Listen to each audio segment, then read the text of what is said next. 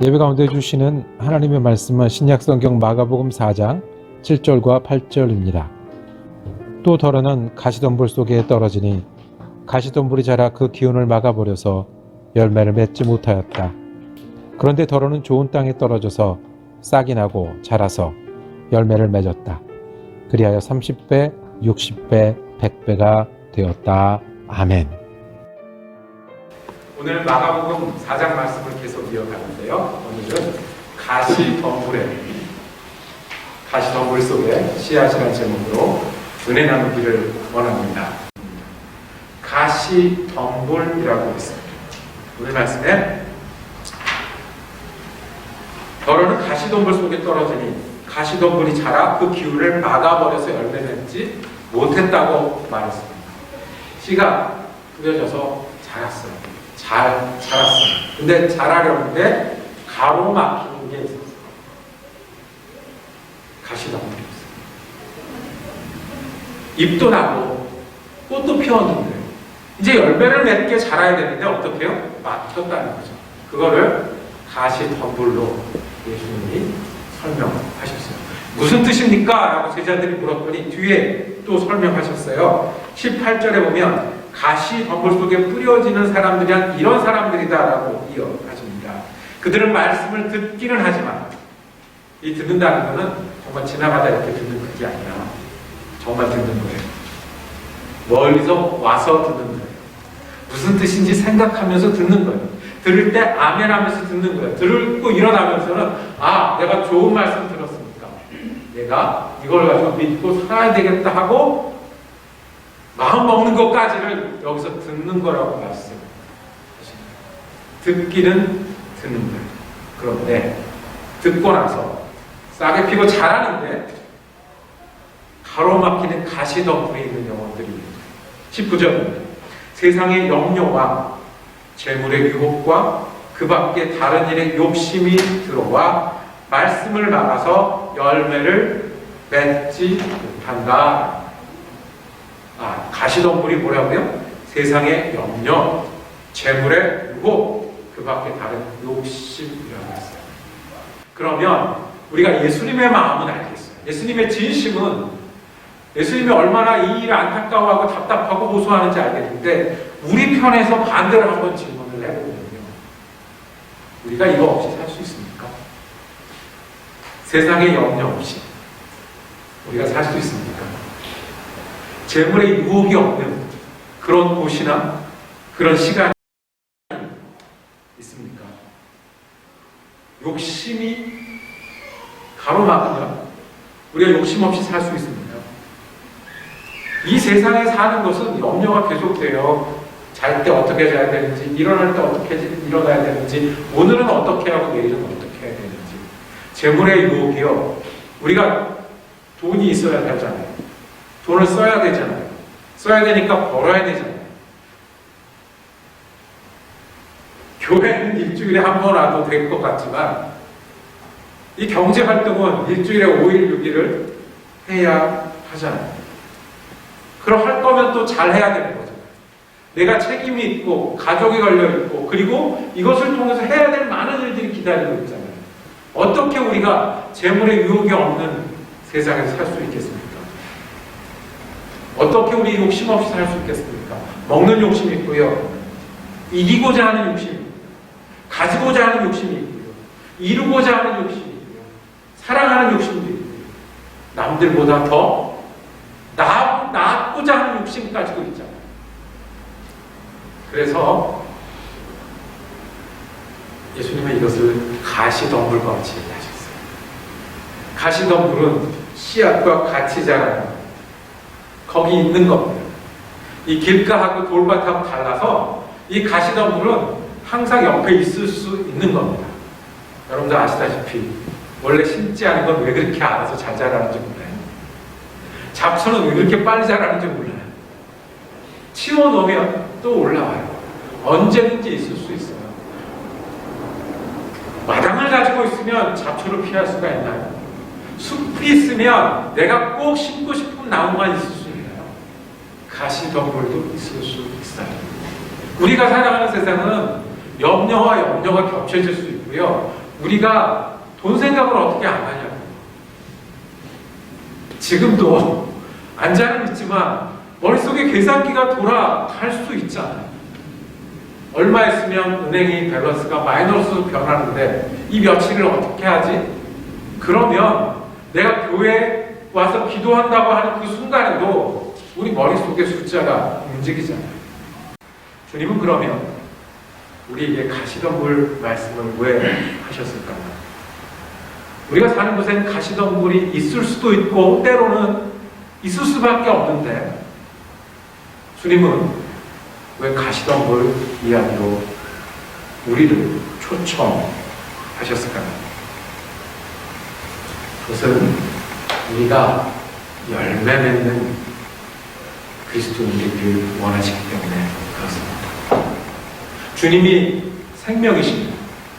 우리 안에 오셔서 그 생명이 자라고 성장할 뿐만 아니라 열매 맺어서 내가 주님의 나무고 주님의 열매를 맺고 주님의 열매를 나누는 그 영혼과 영원의 삶으로 우리를 초대하고 계신 겁니다. 그러니 자라지 못하도록 방해하는 가시덤불을 잘라내고 치우고 뽑아내서 우리가 열매를 맺기를 바라시기 때문에 그렇습니다. 간단히 말씀하면 주님은 네가 걱정하느라고 욕심 때문에 유혹 때문에 예수 믿고 살기 어려운데 그거는 네 속에 계속 있고 네 환경에 계속 있지만 이겨내야 한다, 치워야 한다, 뚫고 나와야 한다고 말씀하시는 겁니다. 사순절을 지내며 우리가 길과 같은 마음은 부드럽게 옵니다. 돌과 같은 마음은 그 돌을 드러내자고 말씀하셨습니다. 우리 곁에 있을 수 있는 가시덤불, 염려, 유혹, 욕심은 어떻게 할까요? 우리가 모두를 다 다룰 수 없지만 주님이 여기서 말씀하셨을 두 가지, 그 두 가지 가시덤불에 대해서 우리가 살펴보고 그 가시덤불을 치우고 극복하는 우리 사순절 기간이 되겠습니다. 첫 번째 주님은 재물의 유혹을 꼭 집어서 말씀드렸습니다. 예수를 믿고 열매 맺기 위해서는 우리가 재물의 유혹을 관리해야 합니다. 재물은 우리 곁에 있고 있어야 하지만 그것을 우리가 안전하게 필요할 때 사용할 수 있도록 관리해야 합니다. 그게 어떤 것입니까? 재물을 관리하면서 예수 믿는 일은 재물 때문에 예수님 믿는 믿음이 흐트러지지 않는 겁니다. 재물을 통해서 살지만 재물을 위해서 사는 것은 아닌 겁니다. 이것은 예수님한테도 유혹이었습니다.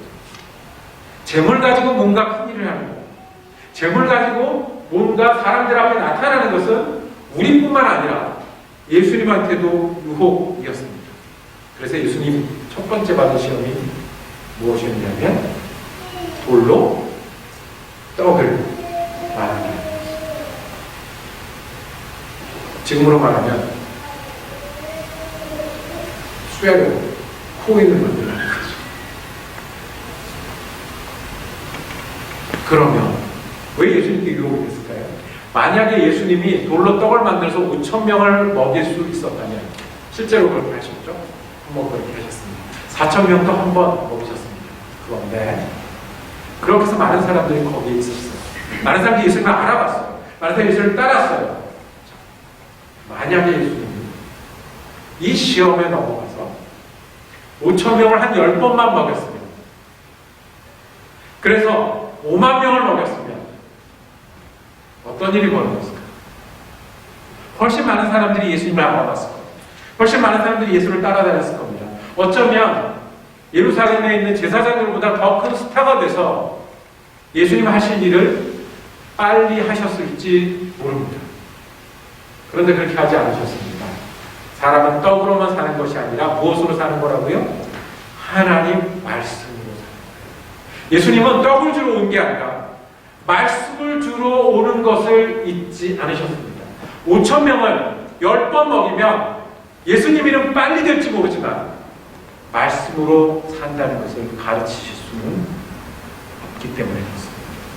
하나님이 떡을 주시는 하나님, 하나님이 기적을 베푸시는 하나님은 배울 수 있지만 우리가 떡으로 사는 게 아니라 떡 먹고 믿으려고, 떡 먹고 순종하라고, 떡 가지고 떡 나누며 하나님 나라를 이루어 가라는 그 예수 그리스도의 사명은 없어지는 것 아니겠습니까?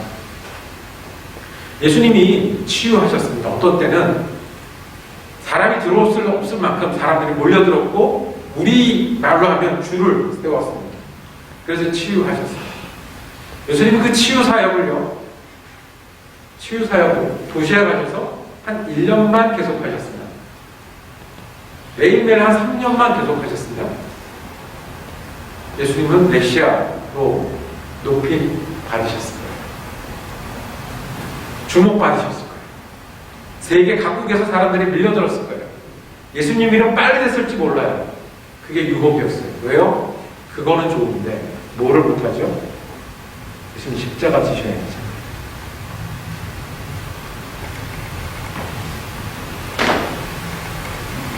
예루살렘에 오르셔야 되죠. 그래서 보혈로 우리를 구원하시고 부활하셔야 되죠. 떡은 먹고 음식은 나누고 치유는 베풀고 그거를 통해서 예수님은 구원을 이루셨습니다. 그래서 말씀하셨습니다. 사람은 떡으로 살지만 떡으로만 사는 게 아니라 믿음으로 삽니다. 하나님 주신 말씀으로 삽니다. 그리고 그 말씀을 의지하고 따라 사는 것이 우리가 하는 일이라고 말씀하십니다. 우리가 하시던 분이 있습니다. 우리가 돈을 쓰는 동안이면 예수님도 유혹에 마주하셨는데 우리라고 어떻게 유혹을 마주하지 않겠습니까? 유혹을 맞이할 수 있습니다. 그런데 유혹에 지면 안 됩니다. 유혹 때문에 믿음이 흔들리거나 내 삶의 목적이 달라지면 안 된다고 말씀하십니다. 그것이 가시덤불이 비유가 우리에게 말씀하시는 겁니다. 가스값이 엄청 올랐습니다. 그런데 가스값은 오르지만 우리 수입은 그렇게 오르지 않았습니다. 좀 생각이 많습니다. 어떻게 하면 기름을 덜 사용할까? 어떻게 하면 짧은 거리로 됩니까? 교회에 오는 길에도 주유소를 많이 지나칩니다. 교회 오는데 30분씩 40분씩 오는 분들이 계신데 여러 주유소를 지나칠 겁니다. 그러면 요즘 같은 때는 생각을 안 할 수가 없습니다. 어떻게 하면 더 싼 주유소를 찾을까? 한꺼번에 몰아서 한 번에 넣을까? 아니면 캐시를 준비해서 캐시로 깎아서 낼까? 어디 가면 더 싼 주유소가 있을까? 돌아오기도 하고 멈춰서기도 하고 들어갔다가 비싸면 넣지 않고 출발하기도 합니다. 교회 올 때 여러 차례 겪을 수 있는 일입니다. 괜찮습니다. 우리는 그렇게 살아야 됩니다. 나가는 거 아끼고 버는 거 열심히 해서 살아야 합니다. 그런데 싼 가스 스테이션을 찾는 일은 우리에게 필요한 일이지만 그렇다고 어디를 못 가면 안 돼요. 교회에 오는 일을 멈추면 안 되는 겁니다. 싼 가스 스테이션을 찾아야 하는 이유는 교회에 가야 되기 때문에 그렇습니다. 싼 가스 스테이션을 찾아서 돈을 아껴야 되는 이유는 이것을 가지고 내가 믿고 잘 살아야 하기 때문에 그렇습니다. 돈을 아끼는 게 우리의 목적이 아닙니다. 돈을 많이 버는 게 우리의 목적이 아닙니다. 돈을 가지고 많은 일을 하는 게 우리의 목적이 아닙니다. 아껴서 벌어서 많은 일을 해서 잘 믿고 천국 갈 때까지 주님 주신 사명 감당하고 천국 가서 우리가 잘 살았노라고 칭찬 들을 수 있는 삶을 살기 위해서 우리가 돈도 벌고 돈도 아끼는 것 아니겠습니까? 바뀌면 안 됩니다. 우리가 가시덤불을 옆에 두고 살아갑니다. 치면 안 됩니다.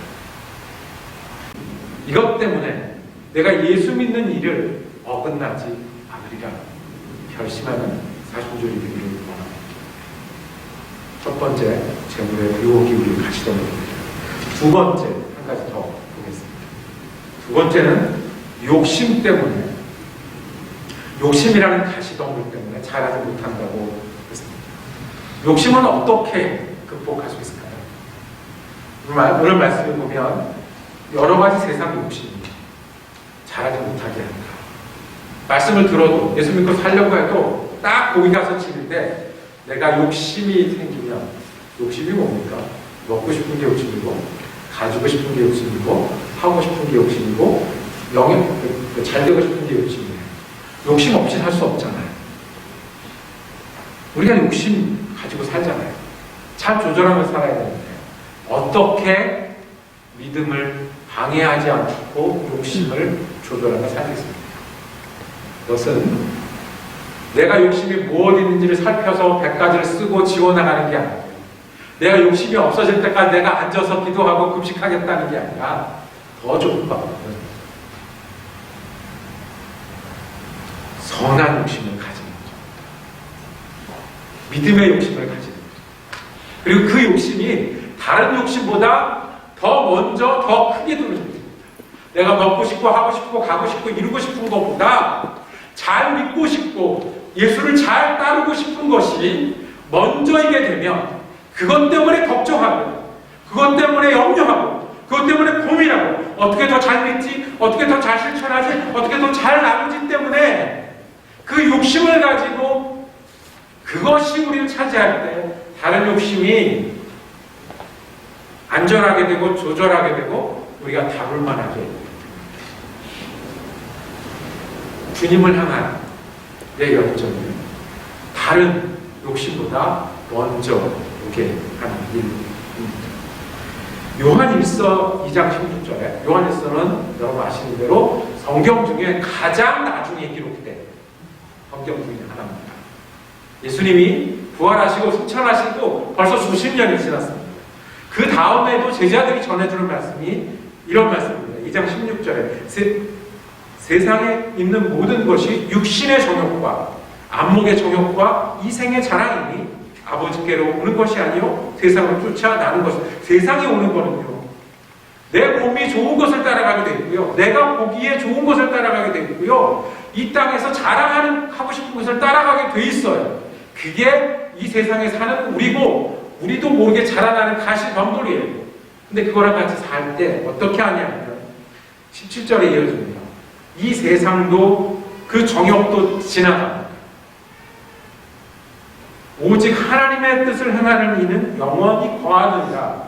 이 욕심이 부질없어지고 끝나는 시간이 오니까 더 큰 욕심, 더 선한 욕심, 더 귀한 욕심이 우리 가운데 있는 거죠.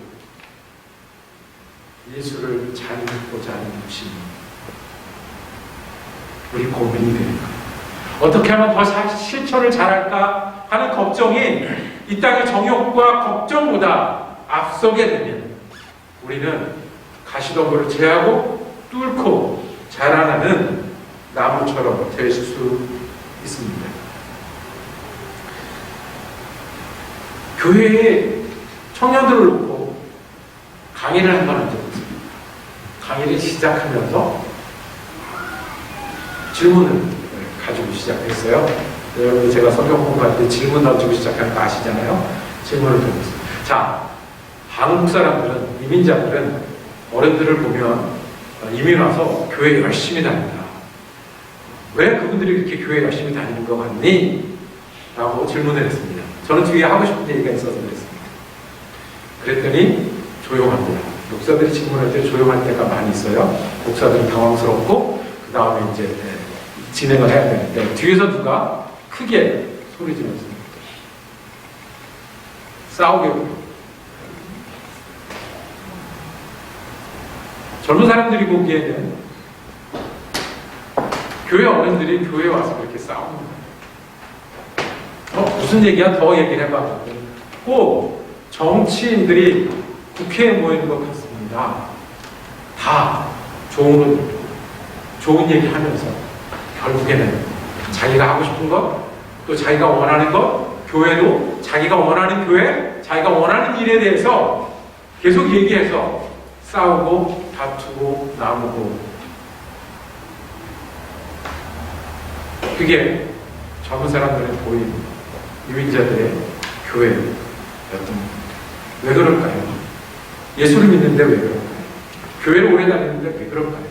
교회를 사랑하는 마음이 있는데 왜 그럴까요? 싸워서라도 지키고 싶은 교회가 여기 있는데 다투어서라도 이렇게 교회가 갔으면 좋겠다는 마음이 여기 있는데 왜 우리에게는 열매가 나타나지 않을까요? 한 가지 우리가 기억할 것이 있습니다. 우리의 욕심은 더 선한 욕심에 우리 눈이 있어야 합니다. 더 선한 열정에 우리의 목표가 있어야 됩니다. 오히려 그것 걱정하고 그것 준비하다가 다 작은 것들은 우리의 믿음을 방해하지 못하고 쓰러지는 것이 되어야 합니다. 예수 믿는 일이 그것의 연속입니다. 여러분 주일에 모이셨습니다. 주일에 모이는 일이 쉽지 않은 세상이 점점 되어갑니다. 주일에 쉬면 얼마나 좋을까요? 주일에 운동을 하면 얼마나 좋을까요? 가족들하고 시간을 보내면 좋을까요? 그런데 정말 좋습니까? 놀려고 해도 어떻게 놀까를 생각하시게 되고요. 외식을 하려고 해도 뭐 먹자 싸워서 결국 뷔페 식당을 가고요. 하는 것들이 우리들이 하는 일입니다. 그런데 어떻게 교회를 가고자 걱정을 해요? 어떻게 교회 시간을 지키고자 걱정을 하면 그것에 마음을 두고 움직이고 있는 사람들이 생기기 시작하면 그러면 어떻게 돼요? 우리가 하고 싶은 것을 못하고 가고 싶은 것을 못 가고 다른 일을 멈춰야 하는 일이 생깁니다. 근데 그것을 멈추고 무슨 일을 하냐 하면 하나님께 예배하고 하나님이 주신 평안에 대해서 바라보고 시작합니다. 하나님이 주시는 안식에 대해서 바라보는 안식일을 지키기 시작합니다. 하나님이 주시는 예배 속의 은혜에 대해서 바라보기 시작합니다. 어떻게 예배를 잘 드리는 사람이 될까 걱정하는 것이 어떻게 더 잘 놀까, 잘 운동할까, 잘 사람을 만날까 하는 걱정보다 커지고 먼저 올 때 우리는 그 사람을 예수 믿는 사람들이라고 합니다. 그래서 우리가 한 가지 결정하는 것이 있습니다. 우리 염려하는 자, 욕심 부리는 자.